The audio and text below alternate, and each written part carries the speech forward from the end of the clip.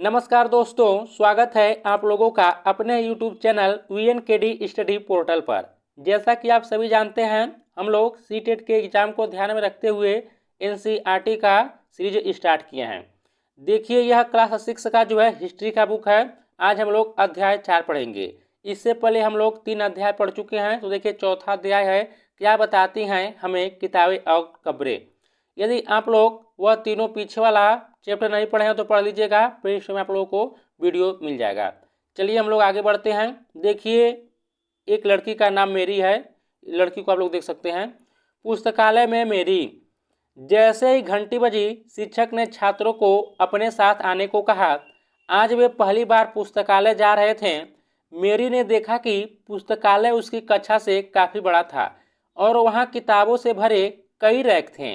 कोने में एक अलमारी थी जो मोटी मोटी किताबों से भरी थी।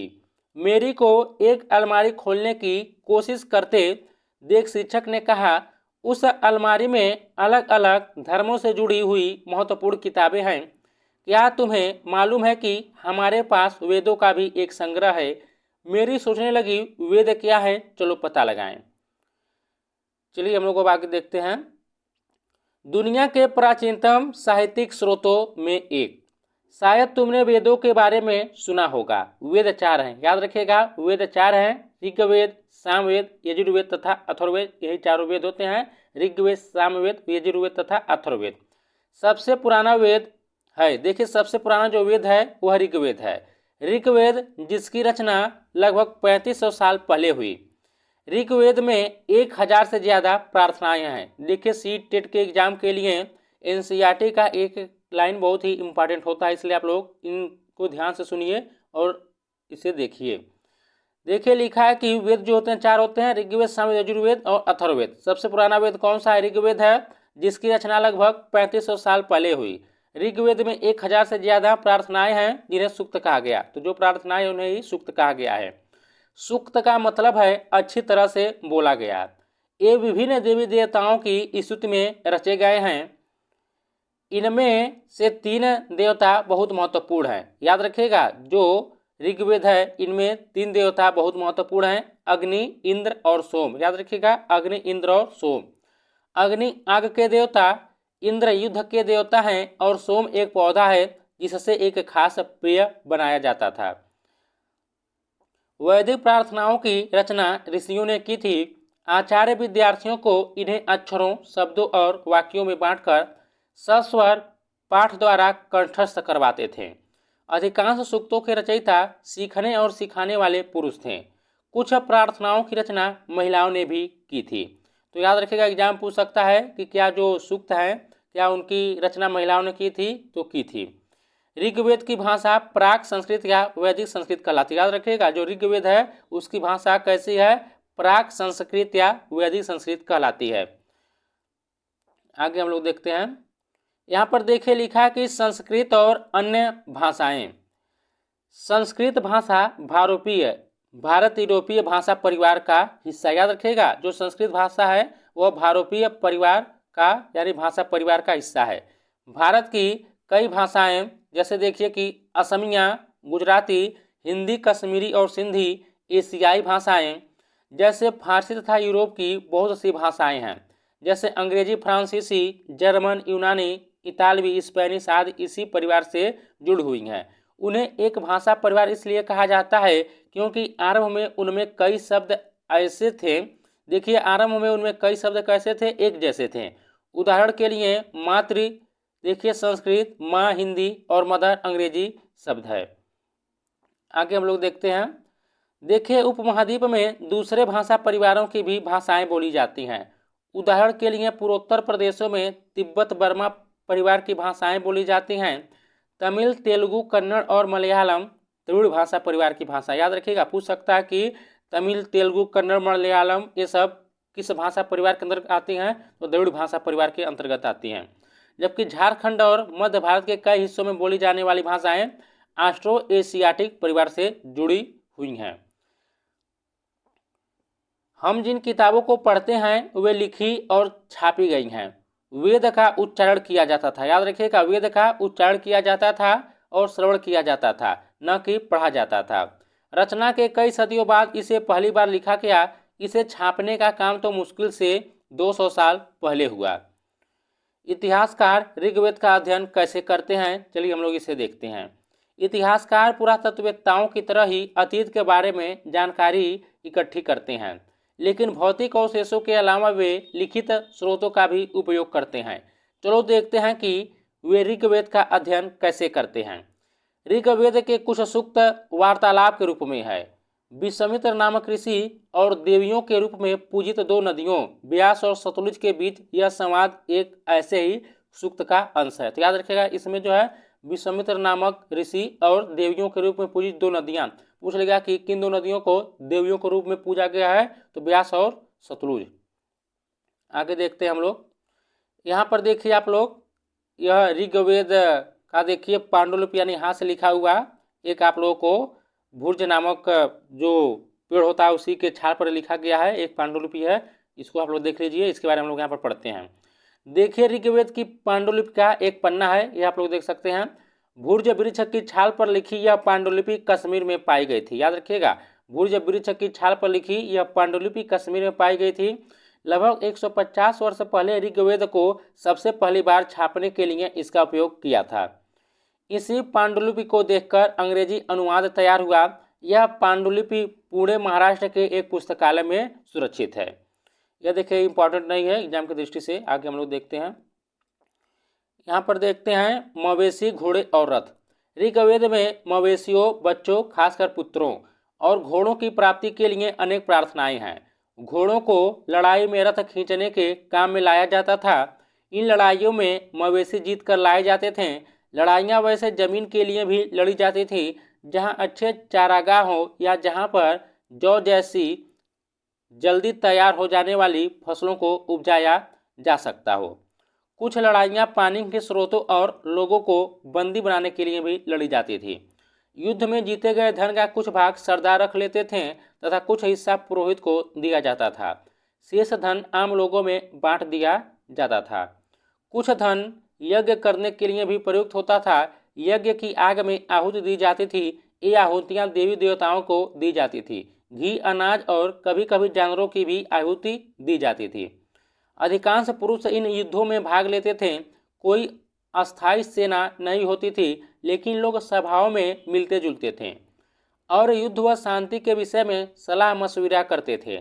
वहाँ ये ऐसे लोगों को अपना सरदार चुनते थे जो बहादुर और कुशल योद्धा हों। लोगों की विशेषता बताने वाले शब्द।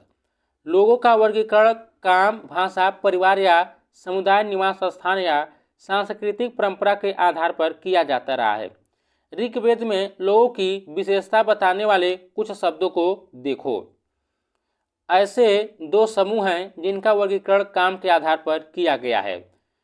पुरोहित, जिन्हें कभी कभी ब्राह्मण कहा जाता था, तरह तरह के यज्ञ और अनुष्ठान करते थे। देखिए, जो पुरोहित लोग होते थे वह क्या करते थे, जिन्हें ब्राह्मण कहा जाता था, और वे तरह तरह के यज्ञ और अनुष्ठान करते थे, जो पुरोहित होते थे। दूसरे लोग थे राजा। ये राजा वैसे नहीं थे जिनके बारे में तुम बाद में पढ़ोगी। ये न तो बड़ी राजधानियों और महलों में रहते थे, न इनके पास सेना थी, न ही एक कर वसूलते थे। प्रायः राजा के मृत्यु के बाद उसका बेटा अपने आप ही शासक नहीं बन जाता था। जनता या पूरे समुदाय के लिए दो शब्दों का इस्तेमाल होता था। एक था जन, जिसका प्रयोग हिंदी व अन्य भाषाओं में आज भी होता है। दूसरा था विश्व, जिससे वैश्य शब्द निकला। याद रखिएगा, यह सीटेट के एग्जाम के लिए बहुत ही इंपॉर्टेंट देखिए यह लाइन है।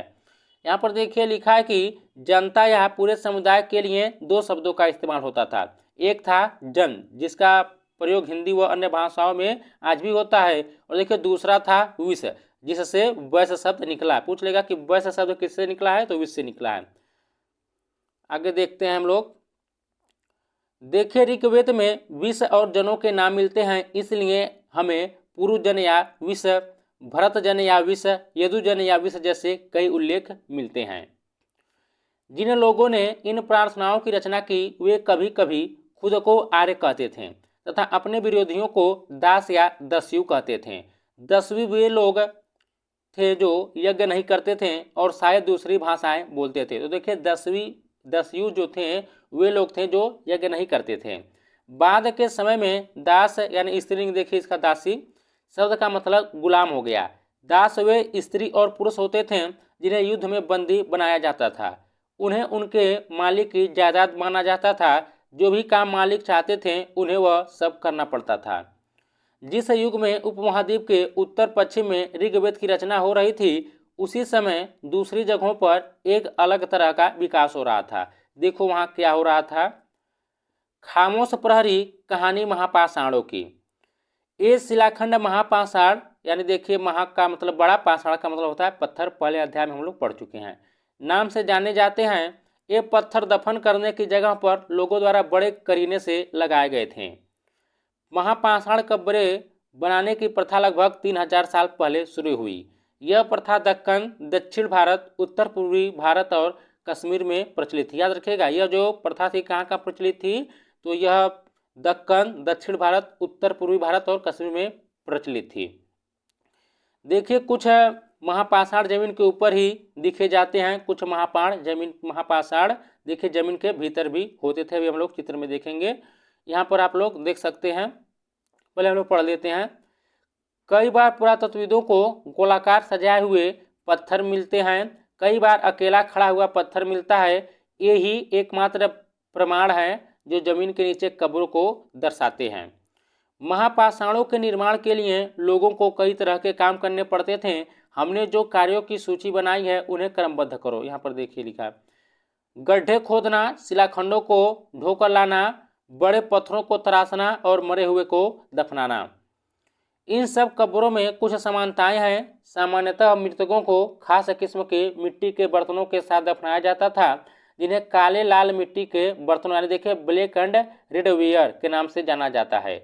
इनके साथ ही मिले हैं लोहे के औजार और हथियार, घोड़ों के कंकाल और सामान तथा पत्थर और सोने के गहने।